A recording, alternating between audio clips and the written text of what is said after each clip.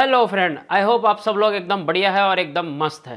तो आज मैं आपको बताने वाला हूं कि एसी इंस्टॉल करने का सही तरीका क्या है या एसी इंस्टॉल करवाने का सही तरीका क्या है। मतलब कि ये दोनों के लिए वीडियो है, एक टेक्नीशियन के लिए भी और एक कस्टमर के लिए भी। अगर वो एसी इंस्टॉल करवा रहा है तो उन्हें क्या ध्यान रखना है, इसलिए आप सभी से निवेदन है वीडियो को बिना स्किप करें अंत तक देखिए ताकि इंपॉर्टेंट बातें आपके बीच में ना छूटे।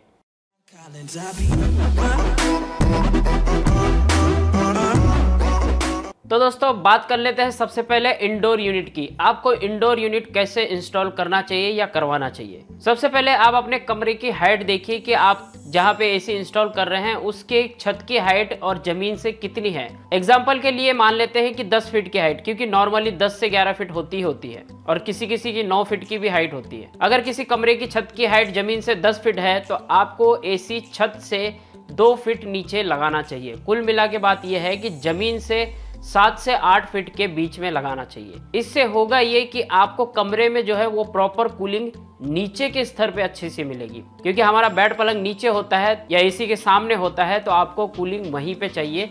इसलिए आपको एसी की जो हाइट है वो जमीन से 7 से 8 फीट के बीच में रखनी चाहिए। और ये चीज मुझे बड़े बड़े टेक्नीशियनों ने बोला है जिनका 10-15 साल से ज्यादा का एक्सपीरियंस है। और साथ ही आपको ये भी ध्यान रखना है कि जिस कमरे में आप एसी इंस्टॉल कर रहे हो उस कमरे में अगर रोशनदान है तो उस रोशनदान को पैक करके रखिए। अगर खिड़कियां हैं तो खिड़की दरवाजे तो आपको बंद रखने ही हैं। ये तो सबको ही पता है कि जब भी आप एसी चालू करेंगे तो खिड़की दरवाजे आपको बंद रखने हैं, तभी आपको कमरे में प्रॉपर कूलिंग मिलेगी। तो ये तो हो गई इंडोर यूनिट की बात। आपको समझ में आ गया कि आपको यहाँ पे क्या करना है इंडोर यूनिट लगवाते समय। अब चलिए देखते हैं आउटडोर यूनिट की तरफ। आउटडोर यूनिट इंस्टॉल करते समय आपको हमेशा ये ध्यान रखना है कि इंडोर से आउटडोर का जो पाइप का डिस्टेंस होता है वो मैक्सिमम 20 फीट होना चाहिए, उससे ज़्यादा नहीं होना चाहिए। और मिनिमम जो है 10 फीट का पाइप एसी के साथ में आता ही है। आजकल जब भी हम नया एसी लेते हैं उसके साथ में 10 फीट पाइप आपको मिलेगा ही मिलेगा। तो मिनिमम जो लेंथ होती है इंडोर से आउटडोर की पाइप की वो 10 फीट होती है और मैक्सिमम 20 फीट आप ले सकते हैं। अगर आप उससे ज़्यादा रखेंगे लेंथ तो आपको प्रॉपर कूलिंग नहीं मिलेगी। और साथ ही साथ आप जब आउटडोर यूनिट लगा रहे हैं तो उसे ये चेक कर लीजिए कि आप आउटडोर यूनिट कहाँ लगा रहे हैं। क्या आप आउटडोर यूनिट धूप में लगवा रहे हैं या धूप में लगा रहे हैं। अगर आप आउटडोर यूनिट धूप में लगाते हैं तो मैं आपको ये बता दूं कि अगर टेम्परेचर 45 से 50 का हो जाएगा तो आपका आउटडोर यूनिट प्रॉपर तरीके से काम नहीं करेगा और आपको रूम में प्रॉपर कूलिंग नहीं मिलेगी। तो उसके लिए आपको ये करना है कि आपको आउटडोर यूनिट छांव में लगाना चाहिए। अब कई लोग क्या करते हैं कि आउटडोर यूनिट वाटरप्रूफ होता है तो भैया चलो ठीक है उसको छत पे पटक देते हैं, कुछ नहीं होगा, पानी में भी भीगेगा तो भी कुछ नहीं होगा, लगा दो उसको। तो देखिए ऐसा नहीं होता है। आपको आउटडोर यूनिट हमेशा छांव में रखना चाहिए ताकि उसमें नॉर्मल जो टेम्परेचर है वो बना रहे। जब तक आपका आउटडोर यूनिट ठंडा है और उसके पंखा उसको कंडेंसर को अच्छे से ठंडा कर रहा है तो आपको रूम में प्रॉपर कूलिंग मिलती रहेगी। अगर आपका आउटडोर यूनिट धूप में पड़ा हुआ है और बहुत ज़्यादा तप रहा है तो वो प्रॉपर कूलिंग नहीं देगा, क्योंकि आउटडोर यूनिट हमेशा कट ऑफ करता रहेगा जल्दी जल्दी। तो उसके लिए आपको यही करना है कि आपको आउटडोर यूनिट छांव में लगाए या किसी छज्जे के नीचे लगाए जहाँ पे मिनिमम धूप आती हो। मिनिमम का मतलब है कि सुबह धूप आती हो और फिर दोपहर के बाद वहाँ पे धूप नहीं आती हो। अगर आप ऐसी जगह पे आउटडोर यूनिट लगाए कि भाई सुबह धूप नहीं आ रही हो तो दिन भर धूप उसके ऊपर पड़ रही है तो भी आपका आउटडोर यूनिट प्रॉपर काम नहीं करेगा।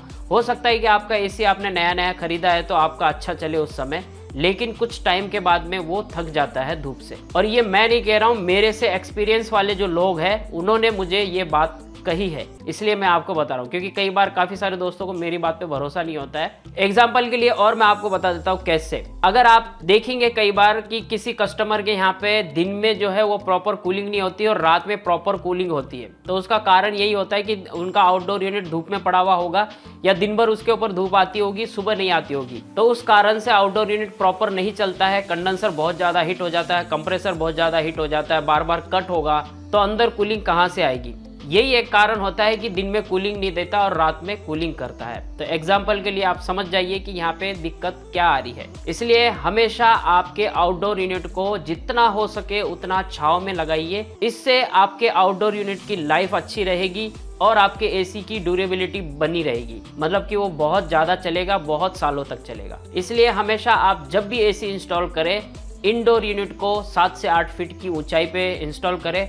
अगर छत की हाइट ही उन्होंने 8 या 9 फीट रखी है तो कम से कम उस छत से 1 फीट नीचे जरूर रखिए, ताकि वो हवा का जो डिस्टेंस है, जो हवा का जो फेरबदल है, वो वहाँ पे उसे प्रॉपर तरीके से एब्जॉर्ब कर सके और कूलिंग कर सके। अगर आप बिल्कुल छत को टिका के अगर इंडोर यूनिट को इंस्टॉल कर देंगे तो प्रॉपर कूलिंग नहीं करेगा। चाहे किसी कमरे में फॉल सीलिंग कर रखी हो 8 फीट की ऊंचाई के ऊपर, तो आप फिर भी उससे 1 फीट नीचे लीजिए। 7 फीट की हाइट बहुत ज़्यादा होती है, तो 1 फीट डिस्टेंस देना जरूरी है उसे हवा खींचने के लिए, रूम की हवा को खींचने के लिए। तो उम्मीद है आपको यहाँ पे चीज़ समझ में आ गई। और आउटडोर यूनिट को छांव में लगाना है और इंडोर से आउटडोर का जो पाइप का डिस्टेंस है वो मैक्सिमम 20 फीट और मिनिमम 10 फीट होना चाहिए। मैंने कई जगह देखा है कि कई लोग क्या करते हैं कि जहाँ पे इंडोर लगा हुआ है उसके जस्ट पीछे आउटडोर लगा हुआ होता है, तो वो 5-6 फीट की पाइप उसमें लगा देते हैं। वो शुरू में तो दिक्कत नहीं करता, लेकिन कुछ समय के बाद में वो दिक्कत करने लग जाता है।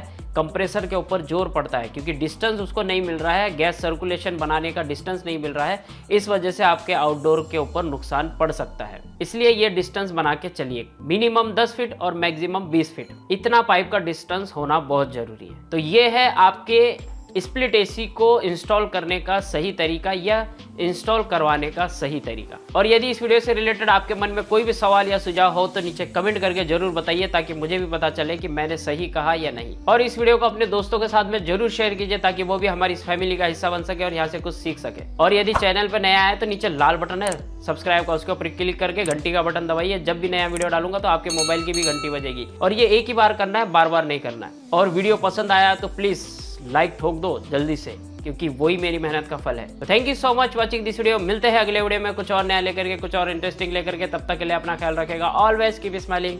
जय हिंद।